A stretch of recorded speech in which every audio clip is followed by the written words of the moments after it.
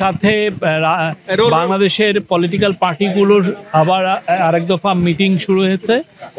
মিটিংয়ে প্রথমেই বক্তব্য রাখেন অ্যাডভাইজার আসিফ নজরুল, তারপরে ডক্টর আলী রিয়াজ এবং শেষে প্রফেসর মোহাম্মদ ইউনুস। প্রফেসর মোহাম্মদ ইউনুস আজকে প্রথম পর্বের যে জাতীয় ঐক্যমত্য কমিশনের সাথে যে রাজনীতি দলগুলোর সাথে যে অক্সটা প্রথম পর্ব আজকে সমাপ্তি ঘোষণা করেন এবং বলেন যে খুব দ্রুত সেকেন্ড পর্বটাও শেষ হবে এবং সেকেন্ড পরে উনি আশা প্রকাশ করেন যে খুব দ্রুতই জুলাই চার্টার গৃহীত হবে। তো আশা করা যাচ্ছে আগামী 1-1.5 ঘন্টায় সমস্ত পলিটিক্যাল পার্টি যারা নেতৃবৃন্দ আছেন সবাই কথা বলবেন।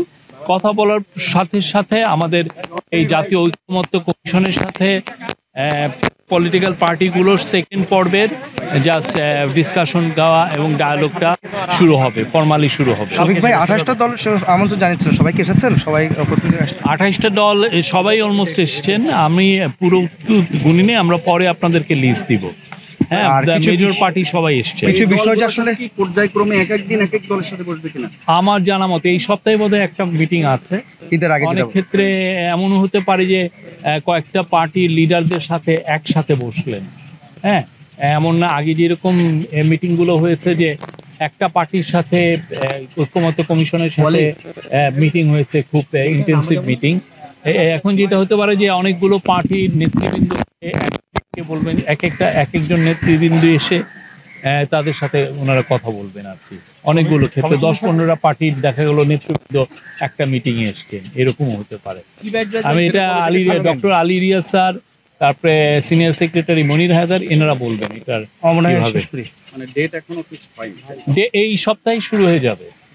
হ্যাঁ, উনি প্রায় 4 মিনিটের একটা মিটিং বক্তব্য দিয়েছেন। আমি একটু পরে এটা আপনাদেরকে দিব। আমি এটা নিজেও উনি আজকে প্রথম পর্বের যে ডায়ালগ যেটা হয়েছে সেটা সমাপ্তি ঘোষণা করলেন এবং নতুন যে সেকেন্ড পর্ব যে শুরু হলো সেটা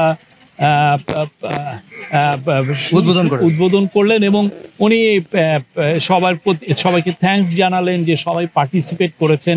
এটা খুবই একটা বাংলাদেশের মানুষের জন্য, আমাদের দেশের জন্য একটা ইম্পর্টেন্ট একটা ইভেন্ট যে সমস্ত পলিটিক্যাল পার্টি এই ডায়ালগে যুক্ত হয়েছেন এবং দেশকে নতুনভাবে গড়ার যে নতুন বাংলাদেশ গড়ার যে প্রতিশ্রুতি আমরা জুলাই অভ্যুত্থানের মাধ্যমে পেয়েছি, সেই মোতাবেক সবাই কাজ করছেন। এটা দিয়ে চিফ অ্যাডভাইজার সবাইকে থ্যাঙ্কস জানিয়েছেন। রাজনৈতিক দলগুলো মূলত আজকে যে কনসেনসাস কমিশনের সাথে তাদের যে এর আগের ইন্টারাকশন, আজকে তাদের এক্সপেকটেশন কি, তা এগুলো নিয়েই কথা বলবেন আজকে। অবশ্যই অল্প আমি যখন একটা কি দুইটা পার্টি অলরেডি কথা বলছি। শফিক ভাই, এখানে হচ্ছে যে আপনারা কি আশা করছেন, মানে আমরা আশা করতে পারি যে এই মাসের মধ্যেই আলোচনা, দ্বিতীয় দফার যে আলোচনা শেষ হবে? এটা ঐক্যমত্য কমিশনের vice president, vice chairman Ali Riaz, doctor Ali Riaz এবং ওনাদের যারা অন্যান্য মেম্বার তারা বলতে পারবেন। এটা ডিপেন্ড করে, কেননা প্রথম পর্বে তো আমরা চিহ্নিত করেছি কোথায় কোথায় সমস্ত পলিটিক্যাল পার্টির ঐক্যের জায়গাগুলো কোথায় সেটা আইডেন্টিফাই হয়েছে। আর কি যে সমস্ত জায়গায় তারা দ্বিমত প্রকাশ করছেন সেগুলো নিয়ে এখন ইন্টেন্সিভ আলোচনা হবে, কিভাবে সবাইকে একই টেবিলে একই ঐক্যের মধ্যে আনা যায়, এই জায়গাগুলো তৈরি করার চেষ্টা করা হবে।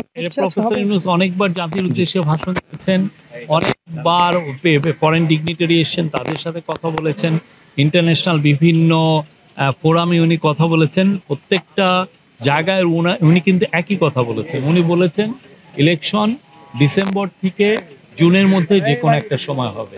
আমি গতকালও যেমন বলেছি, এটা ডিসেম্বরে জানুয়ারিতে হতে পারে, ফেব্রুয়ারিতে হতে পারে, মার্চে হতে পারে, এপ্রিলে হতে পারে, মেতে হতে পারে, জুনেও হতে পারে, বাট এটা জুনের 30 তারিখের ওই পারে যাবে না।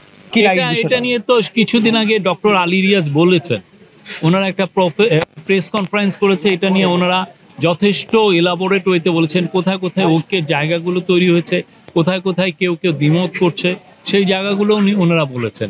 তো এটা ওনারাই বলবেন, ওনারা এটা নিয়ে কাজ করছেন, তো খুবই সারাক্ষণ এটা নিয়ে ওনাদের কাজ।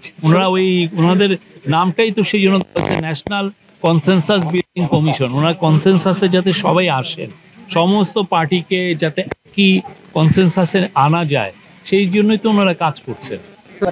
না না, এটা আজকের মিটিংটা তো কনসেনসাস বিল্ডিং কমিশনেরই মিটিং পলিটিক্যাল পার্টির সাথে। এইটা এই কনসেনসাস কমিশনের সাথে আপনার কথা বলে পুরোটা ডিটেলস পাবেন।